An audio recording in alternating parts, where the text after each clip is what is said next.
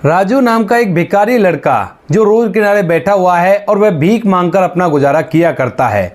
वह बैठा बैठा सभी लोगों को इधर से उधर जाते हुए देख रहा था।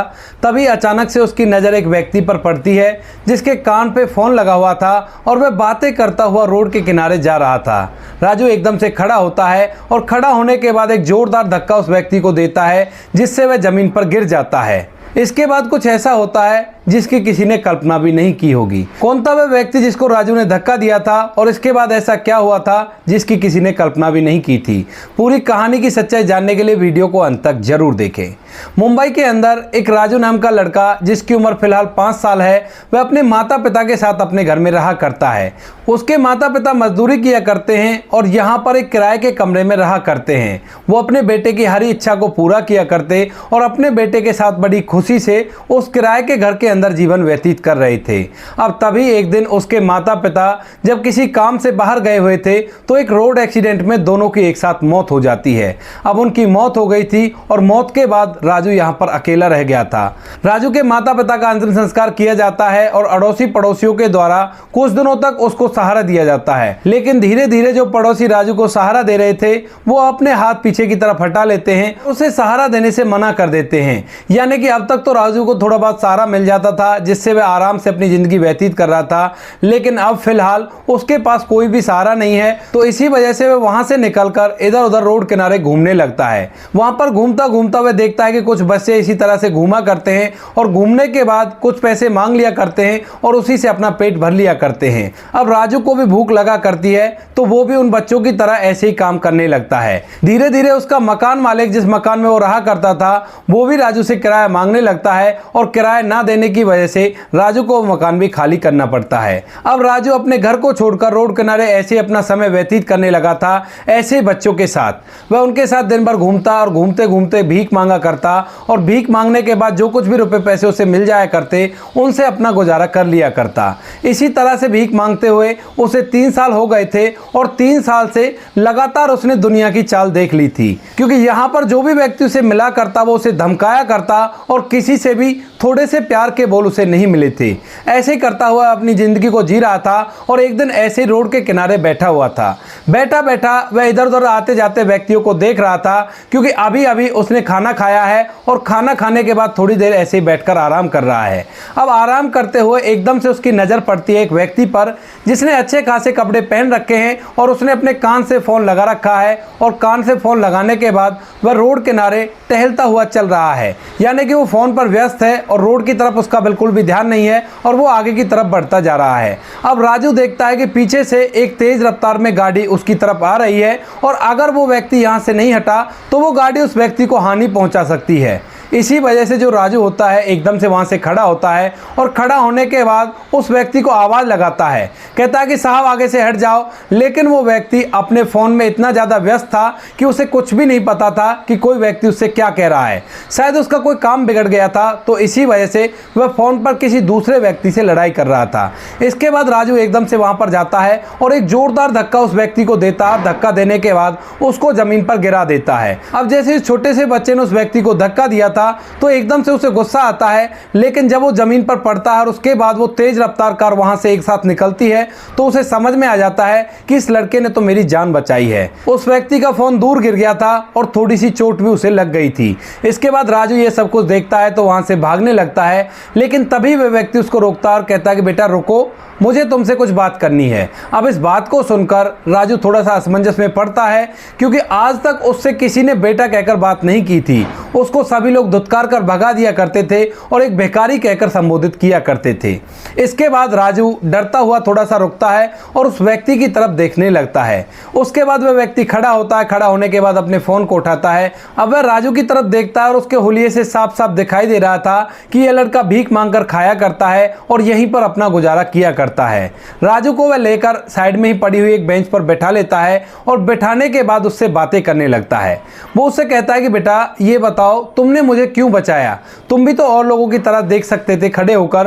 तो वह कहता है कि साहब ऐसे ही एक रोड एक्सीडेंट में मेरे माता पिता की मौत हो गई और उस दिन के बाद मुझे ये चीज़ बुरी लगती है। आपके भी तो बच्चे होंगे ना, अगर आपको कुछ हो जाता तो आपके बच्चों को भी मेरी तरह भीख मांगनी पड़ सकती थी। इस बात को सुनकर वह व्यक्ति श्योर हो जाता है कि सच में ही ये भीख मांगकर खाया करता है और इसका इस दुनिया में कोई भी नहीं है।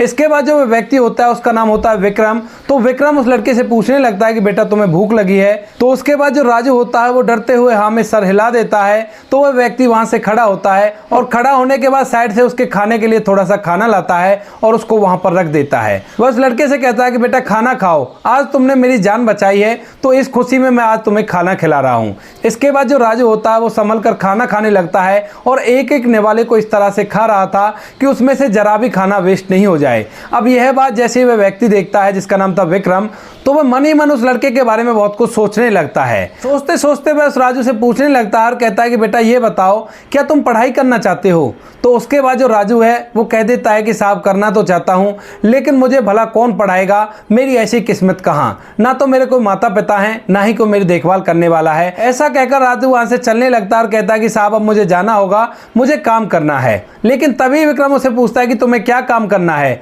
तो वह कहता है कि मुझे भीख मांगनी है और शाम के खाने का इंतजाम करना है। तो जो विक्रम होता है अपने पास से कुछ पैसे निकालता है और पैसे निकालने के बाद उस लड़के को दे देता है और कहता है कि ठीक है, आज के शाम के खाने का इंतजाम तुम्हारा ये हो गया और मैं तुम्हें कहीं ले जाना चाहता हूँ। इसके बाद जो विक्रम होता है उसे लेकर अपनी गाड़ी के पास जाने लगता है और विक्रम के पास एक बहुत ही बड़ी लग्जरी कार थी। अब जैसे ही राजू उस कार को देखता है तो अपने मन को समझाते हुए कहता है कि तुझे इस कार में नहीं बैठना है, लेकिन बड़ी कार का लालच उसको और विक्रम के साथ चलने के लिए मजबूर कर देता है। वहां जाने के बाद विक्रम उससे कहता है कि क्या तुम कार में बैठना चाहोगे। तो ना चाहते हुए भी राजू उस कार में बैठने के लिए तैयार हो जाता है, क्योंकि राजू ने अपनी जिंदगी में कभी भी ऐसी बड़ी कार में बैठने का एक्सपीरियंस नहीं किया था। तो इसी वजह से वह अपने आप को नहीं रोक पाता है और विक्रम के साथ उस कार में बैठ जाता है। अब वो दोनों कार में बैठ गए थे। तो कार में बैठने के बाद जो विक्रम होता है वो अपनी कार को खुद से ड्राइव करके उसे घर की तरफ ले जाने लगता है। राजू उससे पूछता है कि साहब हम लोग कहाँ जा रहे हैं। तो वो कहता है कि बेटा हम लोग हमारे घर जा रहे हैं और वहां पर मैं तुम्हें किसी से मिलाना चाहता हूं। अब इस बात को सुनकर राजू को थोड़ी सी घबराहट होती है, क्योंकि एक दो बार वो पहले भी ऐसे चक्रव्यूह में पड़ चुका था जिन चक्रव्यूह से वो बड़ी मुश्किल से बाहर निकला था। लेकिन फिर भी वो अपनी चुप्पी साधे रहता है और देखता है कि ये बहुत बड़ा व्यक्ति है, बहुत बड़ी इसके पास कार है, अच्छे खासे कपड़े पहन रखे हैं, तो ये ऐसा व्यक्ति नहीं होगा। अब थोड़ी देर सफर तय करने के बाद विक्रम का घर आ जाता है और वह बड़े से बंगले के अंदर अपनी गाड़ी को घुसाने लगता है। जैसे ही राजू उस बड़े से घर को देखता है तो उसका मुंह फटा का फटा रह जाता है और वो देखकर सोचने लगता है कि शायद ये कोई सपना है और ये हकीकत बिल्कुल से नहीं है, क्योंकि आज तक उसने ऐसे घर को बाहर से तो देखा था, लेकिन जैसे वो कार उस घर के अंदर जा रही थी तो राजू को इन सब चीजों पर विश्वास नहीं होता है और वह इसको एक सपना सोचने लगता है। वहां पर जाने के बाद विक्रम गाड़ी को घर के दरवाजे पर ले गया था और गाड़ी से उतरने के बाद राजू वाली खिड़की को खोलता है और कहता है कि बेटा बाहर निकलो, यही है मेरा घर। अब इस बात को सुनकर राजू अभी सदमे से में है और वो धीरे धीरे उस कार से निकलता है और निकलने के बाद घर के चारों तरफ से ऐसे देखने लगता है कि जैसे ये नायाब चीज उसने पहली बार देखी हो। इतनी ही देर में विक्रम की पत्नी जो उस घर के अंदर रहा करती थी वह एकदम से वहां पर आ जाती है और वहां पर जैसे ही अपने पति के साथ एक भिखारी से लड़के को देखती है तो उससे पूछने लगती है कि कौन है ये और तुम इसे यहाँ पर क्यों लेकर आए हो। तो वह मार्केट में हुई सारी घटना को अपनी पत्नी के सामने बयां कर देता है और बताता है कि इसने मेरी जान बचाई है तो इसी वजह से मैं इसको यहाँ पर लेकर आया हूँ, इसके आगे पीछे कोई भी नहीं है और हमें भी काफी दिनों से कोई बच्चा नहीं हो रहा है, तो मैं सोच रहा था कि क्यों ना इसको अपने साथ ले चलें और यहीं पर अपने साथ अपना बेटा बनाकर पालने लगे। विक्रम की पत्नी का नाम था सोनाली और विक्रम और सोनाली की शादी को लगभग 12-13 साल बीत गए थे, लेकिन अभी तक उनको कोई भी संतान नहीं थी और इसी वजह से वो काफी ज्यादा परेशान रहा करते थे।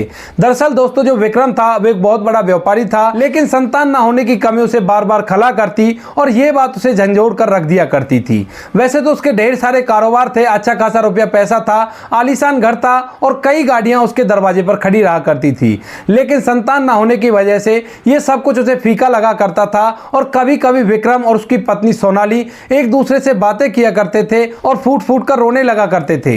अब विक्रम की पत्नी सोनाली जैसी इस बात को सुनती है तो एकदम से पहले तो खुश होती है, लेकिन फिर दोबारा से मायूस हो जाती है। तो विक्रम उसे पूछने लगता है कि तुम मायूस क्यों हो गई, अभी तक मैंने इससे इस बारे में कुछ भी बातें नहीं की हैं। इतनी देर में जो राजू था वो घर के अंदर चमक दमक को देख रहा था और सारी चमक दमक को देखकर अलग ही दुनिया में खो गया था। उसे इन सब बातों के बारे में नहीं पता था कि ये दोनों उसके बारे में क्या बातें कर रहे हैं। तो जो सोनाली होती है वो कहती है कि ठीक है, चलो इससे बात करके देखते हैं क्या ये हमारा बेटा बनकर यहाँ पर रहने के लिए तैयार है या नहीं है। उसके बाद सोनाली और विक्रम राजू को अपने पास बुलाते हैं और पास बुलाने के बाद पूछने लगते हैं कि बेटा ये बताओ, अगर हम तुम्हें अपने साथ रखना चाहें अपना बेटा बनाकर, तो क्या तुम हमारे साथ रह पाओगे।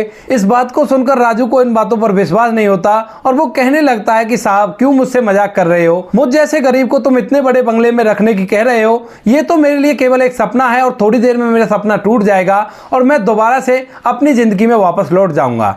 लेकिन इसके बाद जो विक्रम होता है उसे विश्वास दिलाता है और कहता है कि बेटा सच में ही हम तुम्हें अपना बेटा बनाकर यहाँ पर रखना चाहते हैं, तुम्हें पढ़ने के लिए भेजा करेंगे, अच्छे अच्छे कपड़े पहनाया करेंगे और इतने बड़े घर के अंदर तुम आराम से रहोगे। अब इस बात को सुनकर राजू उनसे कहने लगता है कि साहब आप लोग मजाक तो नहीं कर रहे ना। तो उसके बाद जो विक्रम होता है वो कहता है कि नहीं बेटा ऐसी बात नहीं है, दरअसल हमारी शादी को 12-13 साल हो गए हैं और हमारी कोई भी संतान नहीं है और हम बार बार इस बात को लेकर परेशान हुआ करते हैं, लेकिन आज जब तुमने मेरी जान बचा ली है तो मेरी जिंदगी पर तुम्हारा अधिकार हुआ और मैं चाहता हूं कि तुम मेरे घर में मेरा बेटा बनकर रहो। इस बात को सुनकर राजू मामले की गंभीरता को समझता है और उनसे यहां पर रहने के लिए हामी भर लेता है। इसके बाद जो विक्रम की पत्नी सोनाली होती है वो राजू को अपने बेटे की दृष्टि से देखने लगती है और उसे पालने पोसने का फैसला कर लेती है। अब जैसे ये बात विक्रम के छोटे भाई को पता चलती है तो उसे इस बात का बड़ा ही बुरा लगता है, क्योंकि उसका छोटा भाई भी पड़ोस में ये घर में रहा करता था और उसे जैसे ही पता चलता है कि एक बेकारी लड़के को अपने साथ ले आए हैं और उसे अपना बेटा बनाकर पालना चाहते हैं, तो वह अपने भाई के पास आता है और अपने भाई को उस लड़के के बारे में उल्टी सीधी बातें बताने लगता है। कहता है कि अपना खून तो अपना होता है, तुम इस लड़के को ले आए हो तो ये बुढ़ापे में तुम्हारी सेवा नहीं करेगा। तो जो विक्रम होता है वह अपने भाई को समझा देता है और उससे कहता है कि इसने मेरी जान बचाई है और इसकी दरिया दिली को देखकर ही मैंने इसे अपने बेटे के रूप में स्वीकार किया है और मैं अब इसे अपने बेटे की तरह ही पाल पोस कर बड़ा करूंगा। अब उसका भाई इस बात को लेकर उससे नाराज हो जाता है और उससे अलग रहने लगता है, क्योंकि दोस्तों अगर विक्रम को कोई बच्चा नहीं होता है तो उसकी पूरी प्रॉपर्टी उसके छोटे भाई पर चली जाती और उसके छोटे भाई का एक ही लड़का था, तो वह चाहता था कि मुझे ज्यादा भी मेहनत ना करनी पड़े और मेरे बेटे के लिए ढेर सारी संपत्ति हो जाए। वैसे उसके छोटे भाई का भी अच्छा खासा बिजनेस था, वो भी अच्छा खासा कमाया करता था, लेकिन प्रॉपर्टी का लालच कहीं ना कहीं उसे अपने भाई का दुश्मन बना बैठा था। इसके बाद राजू अपने नए माता पिता के साथ बहुत ही ज्यादा खुश होता है और जो विक्रम होता है उसको एडॉप्ट करने के पूरे डॉक्यूमेंट तैयार करवा चुका था, यानी कि कल कला को अगर उसको कुछ हो जाए तो उसके बाद ये पूरी प्रॉपर्टी राजू के नाम हो जाए और कोई भी दिक्कत ना हो। इसके बाद जो विक्रम होता है वह उसको पालन पोषण करता है और उसको अच्छे से स्कूल में एडमिशन कराता है और वहीं पर पढ़ाने लिखाने लगता है।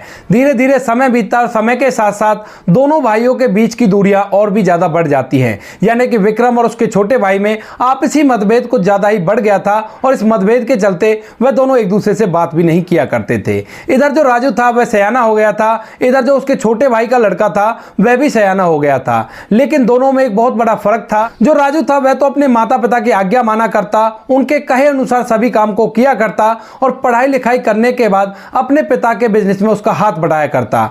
वहीं दूसरी तरफ जो विक्रम का छोटा भाई था उसका जो लड़का था वो पूरी तरह से आवारा बन गया था।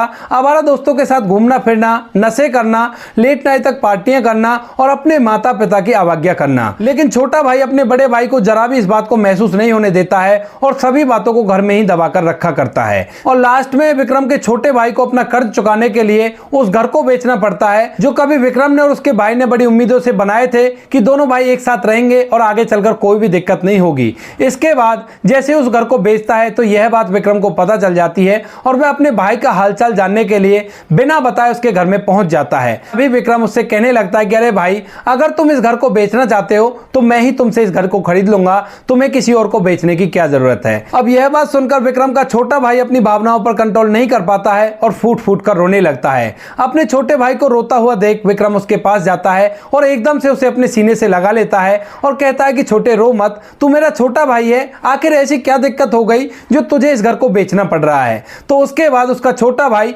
रो रो कर उसे पूरी कहानी बता देता है और कहता है कि मेरा इकलौता बेटा बहुत ही ज्यादा नशा किया करता है और इधर उधर पार्टियों में घूमा करता है, उसने सारा बिजनेस खराब कर दिया है और साथ में इतना कर्जा हो गया कि अगर मैं इस घर को अभी बेच देता हूं तो ही वो कर्जा चुकता हो सकता है, वरना वो कर्जा चुकता नहीं होगा।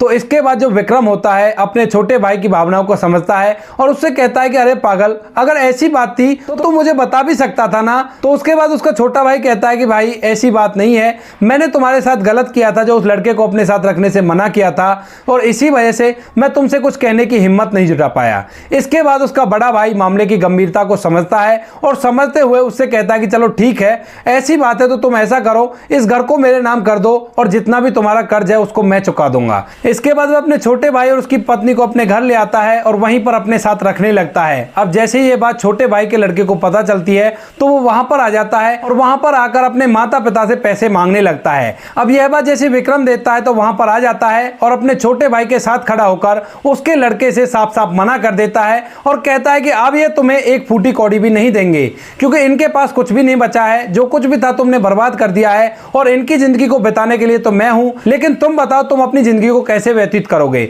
ऐसा कहकर विक्रम ने उसे धुतकार कर घर से बाहर निकाल दिया था। इधर जो राजू था, जो भीख मांगा करता था, अब वह काफी ज्यादा बड़ा हो गया है और जैसे ही वो देखता है कि उसके पिता का छोटा भाई भी इस घर में रहेगा तो उसके बाद वह उनका भी आदर सम्मान करने लगता है और अच्छे से उनकी देखभाल करने लगता है। यह सब कुछ देखकर विक्रम का छोटा भाई एक बार फूट फूट कर रोने लगता है और अपने भाई से उस बात के लिए माफी मांगने लगता है और कहता है कि भाई तुम सही थे और मैं बिल्कुल से गलत था। धीरे धीरे 2-3 महीने बीतते हैं और 2-3 महीने में विक्रम का छोटा भाई का लड़का इधर उधर ऐसे पागलों की तरह घूमने लगता है और उसको भी अकल आ जाती है कि इस दुनिया में अगर मेहनत करेंगे तो ही समय व्यतीत हो सकता है, वरना समय व्यतीत नहीं होगा। इसके बाद वह अपने माता पिता के पास आता है और वहां पर आकर उनसे माफी मांगने लगता है। कहता है कि माँ बाबूजी अब मुझे अकल आ गई है, मैंने नशा करना छोड़ दिया है और अब मैं चाहता हूं कि अपनी जिंदगी को मेहनत करके बिताऊं। तो विक्रम भी ये सब कुछ देख लेता है और अपने छोटे भाई के लड़के को माफ कर देता है। माफ करने के बाद वो उससे कहता है कि ठीक है बेटा, अगर तुम यहां रहना चाहते हो तो बेशक से रह सकते हो, लेकिन उसके लिए तुम्हें काम करना होगा।